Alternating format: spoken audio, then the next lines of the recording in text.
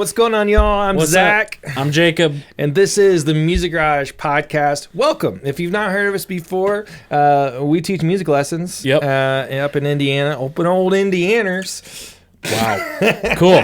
Yeah, we have a studio here. We have a couple hundred students, a bunch of teachers. Good heartbeat. Cool stuff going on. We're a little different than the average bear pup. So if you haven't seen all the other podcasts or watched the YouTube videos, make sure you cycle back through there. We talk a lot about heartbeat, talk a lot about, experiences we've had and how we kind of do things and move forward. The best way you can support this channel is to go to fortvillemusicgarage.com/the shop. Everything we do is handmade. We make everything. Well, hold on. We don't knit the t-shirts. There's people that do that. We have suppliers for that. However, we do design the graphics. We do apply them to the t-shirts and the hats and the Chuck Taylors and all that cool stuff. Yep, I'm wearing the new hoodie. Yeah, vintage motorcycle tee. Got dirty. I got like dog hair all over I know. We both have a couple dogs and... children and all kinds of craziness. So, as you might have guessed by looking at the title, this is entitled "Let's Talk About Practice." In honor of All-Star Weekend that happened downtown Indianapolis this weekend, which Jacob was running sound for a ridiculous event down there this weekend. Let's talk about practice. We talking about practice? Allen Iverson. If you haven't never seen Allen Iverson, if you don't like basketball, don't really care. Just get on YouTube and search Allen Iverson practice, and it is one of the most epic rants about practice ever. Because that dude could show up like hungover and he could light it up on the court. It was nuts, but he didn't like to go to practice. No. So let's talk about practice. What are I can't practice today because my dog got wet and it took me like 20 minutes to dry them, and then I got a new game on Oculus. I didn't get a whole lot of time to practice. I was real busy this week. I tried though. I did it today before I came. And I had a friend come over, and I got a puppy, and I had pepperoni pizza. I don't really like pepperonis, though, so that was tough. On Thursday, we had to go to my grandma's house. So on Friday, I was at your grandma's house. It's all the dumb crap we hear all the time. Every single day. Literally, had a kid came in. Oh, my gosh. Kid came in yesterday, and he goes... Thursday we were at my grandma's house, so I couldn't practice. I was like, what'd you do Tuesday, Wednesday, Friday, Saturday, Sunday, and earlier today while you had no school? And he goes, I don't know. Listen, I have a student, and she's awesome. She's really, really sweet. And she has a good amount of free time, but she's got a really tight schedule. And she's like 15. We crafted the exact moment every day that she has nothing going on. And this is this week. I go, all right, how's practice this week? And she goes, I didn't do that. And I go, what? I go, why didn't you do that? And she goes, you know what? Silence.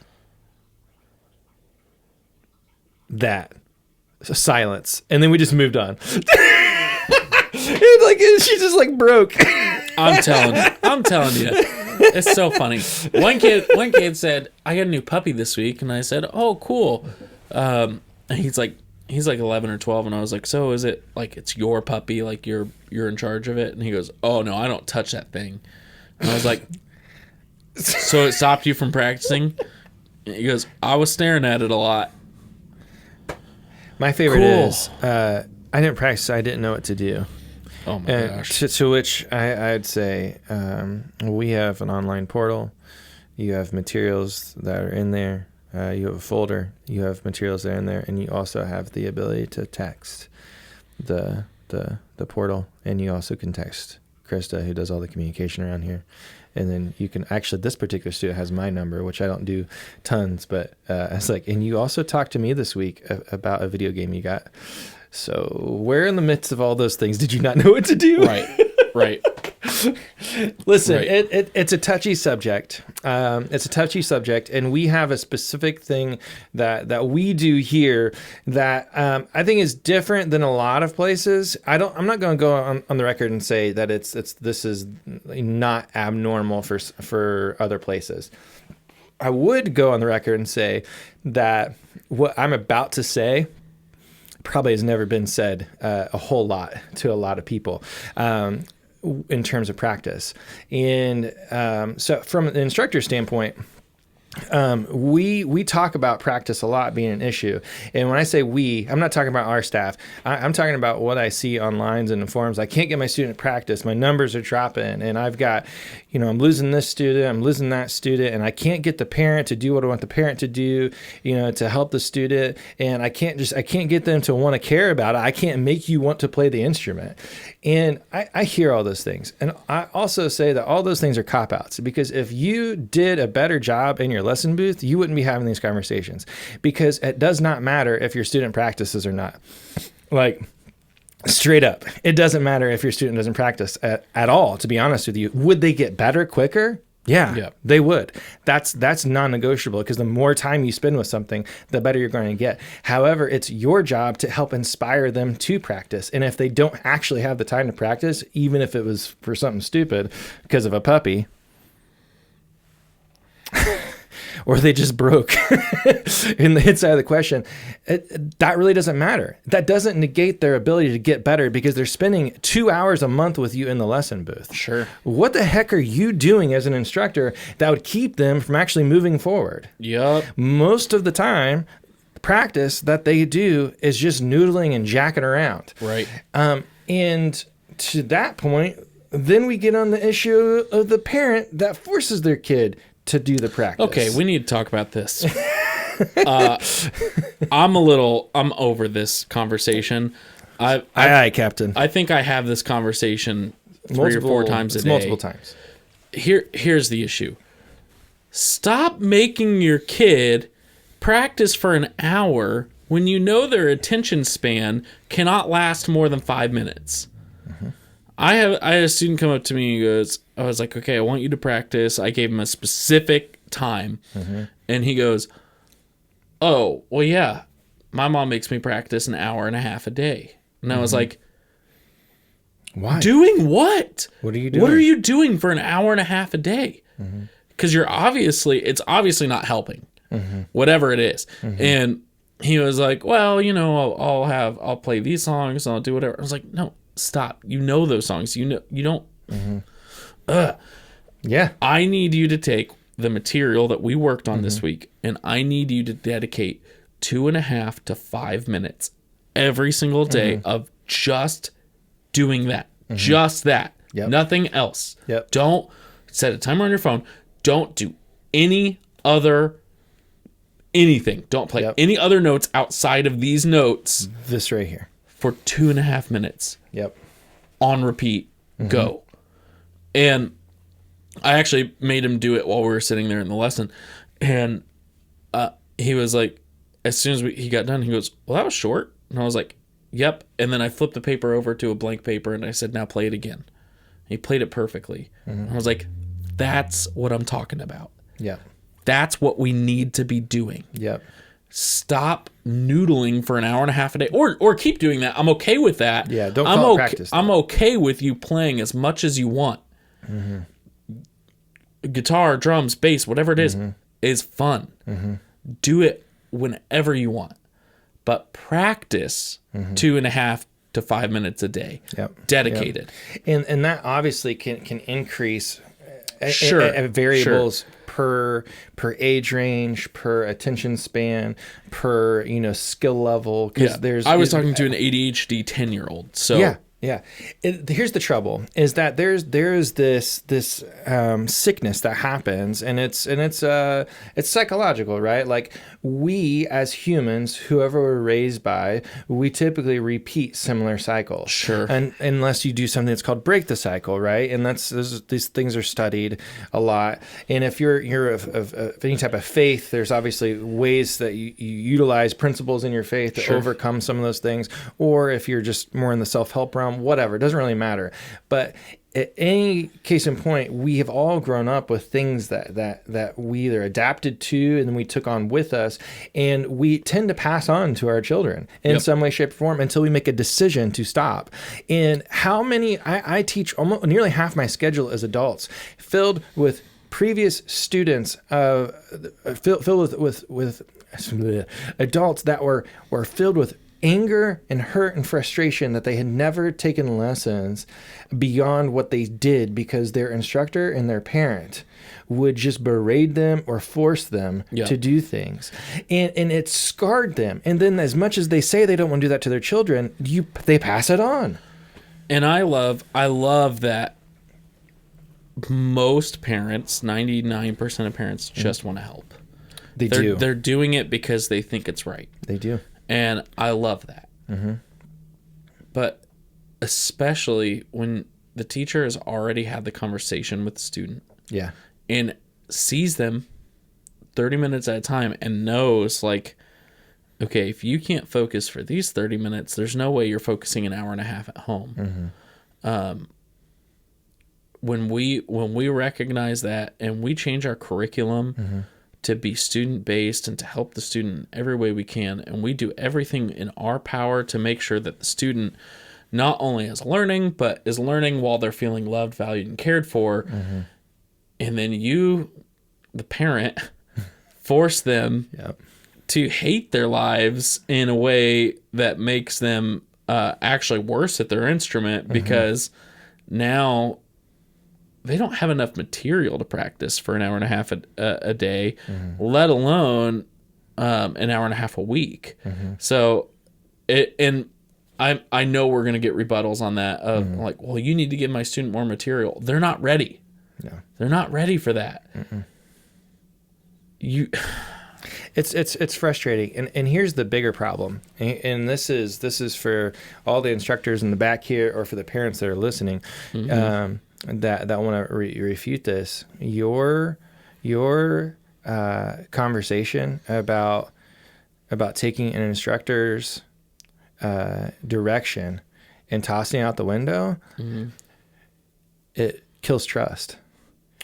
Well, yeah, it kills trust. It kills trust between the instructor and the student, and the student and the parent, and the parent and the instructor. Because now we have to change the way we use our time, because we got to make sure that the student actually gets what they need, and then they're going to go home to you, and you're now the authority over this thing that is supposed to be propelling them forward, and you're actually harming it. This is the biggest thing I've struggled with, because it's trouble. I have a specific student who I told him that, and he said, "Oh, I told my mom that you said that, and she said you're wrong."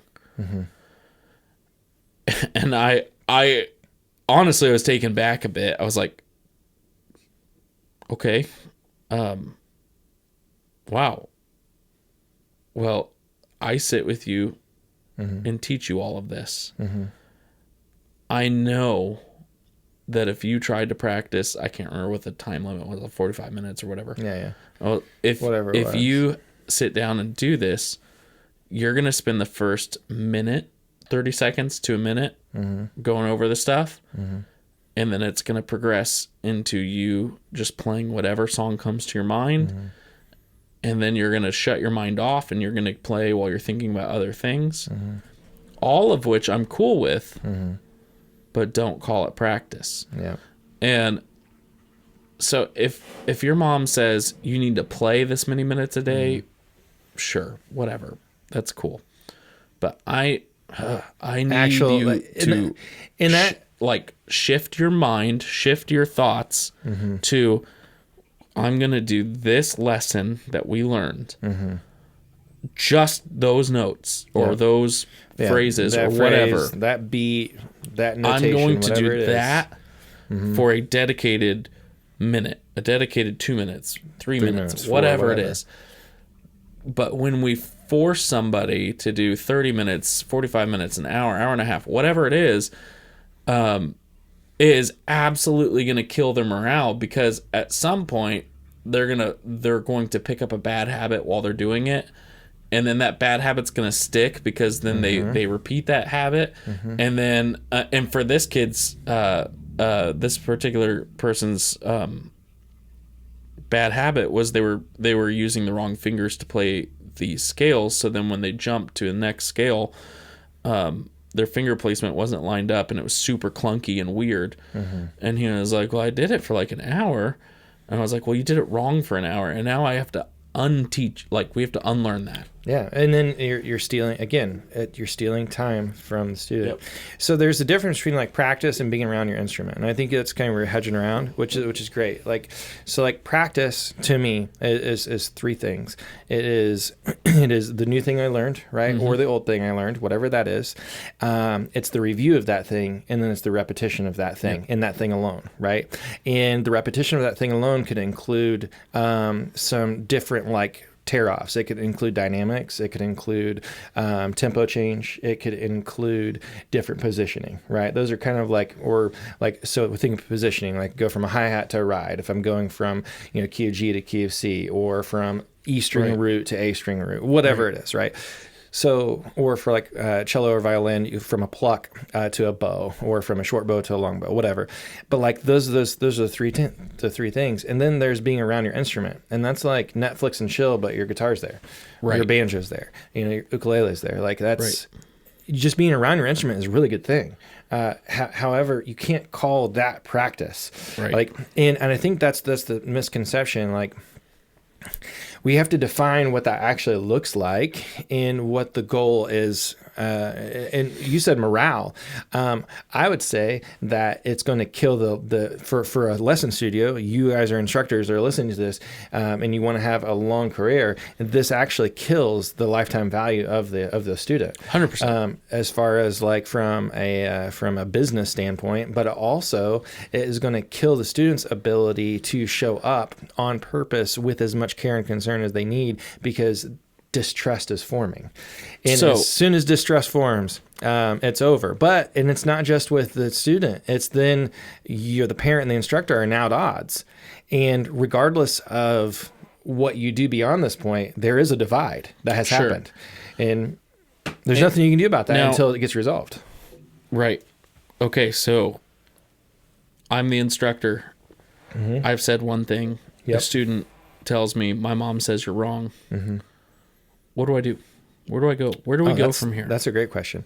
So I think there's a few different angles you can take. One of which is not tell your student that their parent is wrong,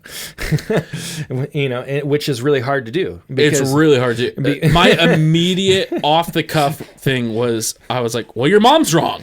But I cannot say that. You can't say that, because that dishonors her voice in his life, and that's not what we exist to do. Right. And the fact that we're having this conversation is maybe astounding to some, because I know you don't have it, because I've been around it when it didn't happen, when it wasn't my studio, or it was. In fact, I know of one, because I lost a student over this. I had another lesson studio who was not my student directly. I own the thing, but I lost this student. And to be quite honest, this particular conversation cost me a relationship with a family that I really love dearly, and I'm only friends on Facebook now.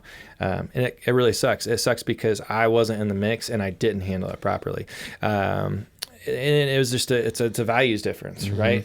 And that's really what it comes down to is a values difference. So for you in this particular situation, and I'm not quite sure of the student. However, number one, we can't cause distrust between the student and the parent. That's just that's not a thing. But what we do have to do is we have to have intentional conversation about what solid practice looks like. And we can do that. We can teach the student how to utilize that 45 minutes that they were being forced to do.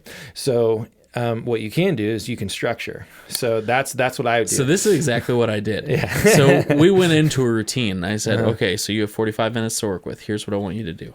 Yeah. I want you to set a timer, and I basically told him to have two devices, timer, metronome. Yeah.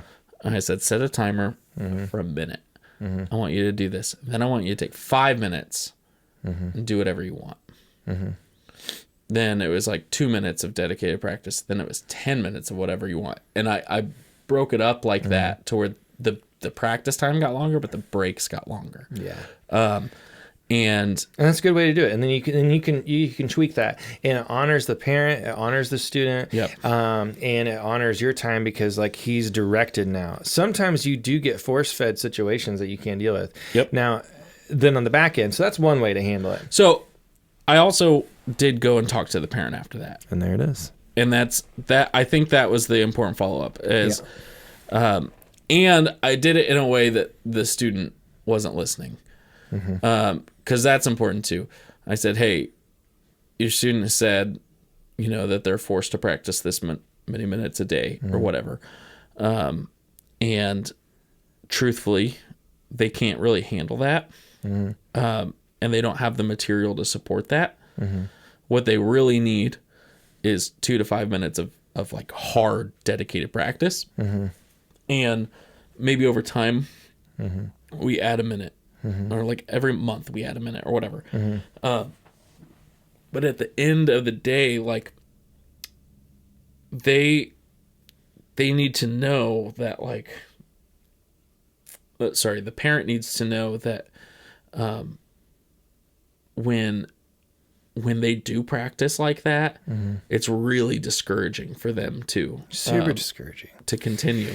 And in fact, to the point where the student told me, I might be done for a while. And I was like, why is that? And we got into it, and it was like, it's just too hard for me to keep up with this practice routine, this sport, this school project, this whatever, XYZ. Yeah. And I understand that. I understand that a ton. Well, and it's the language and it's the language and heartbeat. Like, what's the heartbeat behind why they're here, and what language are we going to use to encourage, right? So, and every family's motivations are a little different. One thing that's prevalent in this area is that it's a very well-to-do community, and our reach is far because there's lots of well-to-do community around here. But well-to-do also equals lots of opportunity, and lots of opportunity equals lots of conflict, and with lots of conflict equals lots of trouble, because then you're always managing expectations of the students, physical time, their attention spans, all the things.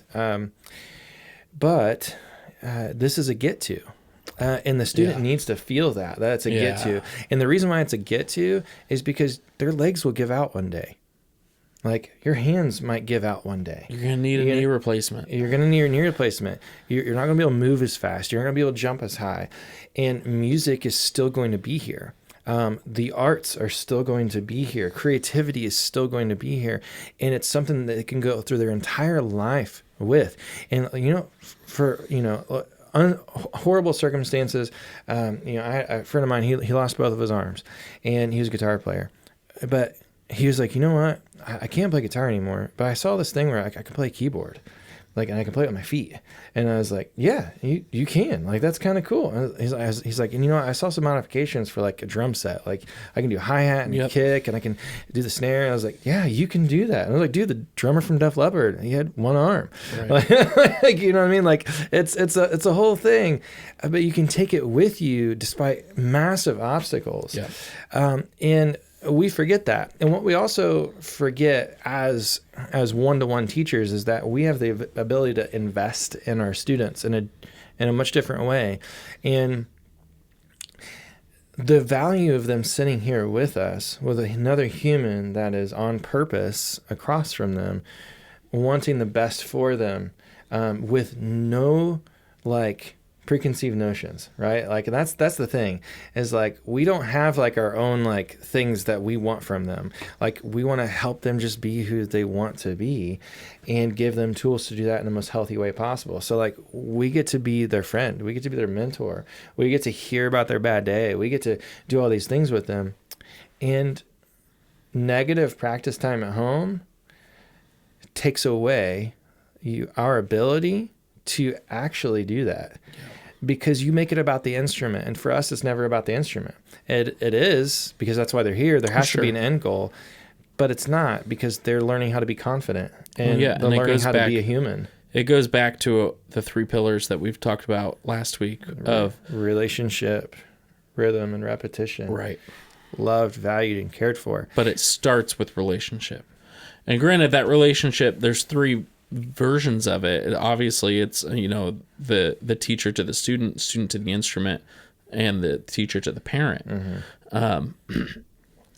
But we set the tone for that. Yes. And so 100%. if we are constantly at battle with the parent, it won't work. No, it won't work. It won't work. It's not sustainable.